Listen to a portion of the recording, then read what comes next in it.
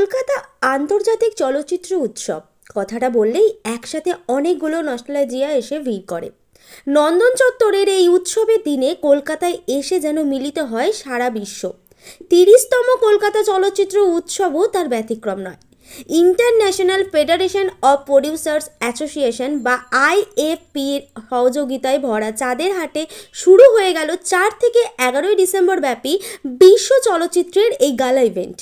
1995 সালে চলচ্চিত্র উৎসব শুরু হলেও তার সীমাবদ্ধ ছিল শুধুমাত্র ইন্টেলেকচুয়াল মিষ্টমেয় মানুষের মধ্যে, যেখানে ভারতীয় হিসেবে সত্যজিৎ রায়, মৃণাল সেন বা ঋতিক ঘটকের মতো পরিচালকের ছবি দেখানো হতো।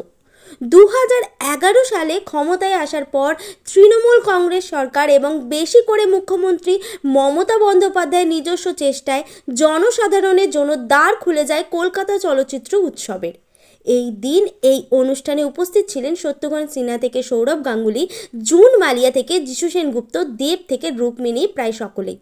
চলচ্চিত্র উৎসবকে সাধারণ মানুষের মধ্যে নিয়ে এসে পশ্চিমবঙ্গ এক বর্ণময় সপ্তাহ উপহার দিতে চলেছে বিশ্বকে। সিনেমাকে ভালোবাসা প্রতিটি মানুষ ভিড় করে আসেন এই উৎসবকে কেন্দ্র করে।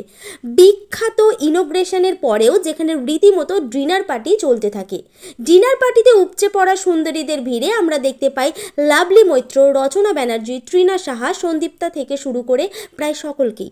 সেই সুন্দরীদের ভিড়ে আবার এসে উপস্থিত হন অভিনেতা তথা উত্তরপাড়ার বিধায়ক কাঞ্চন মল্লিক।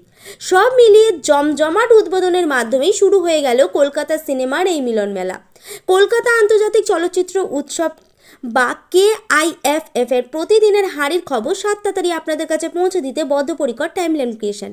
আপনাদের কতটা কাছের কলকাতার আন্তর্জাতিক চলচ্চিত্র উৎসব? মন্তব্য করে জানান আমাদের মন্তব্যের বাক্সে।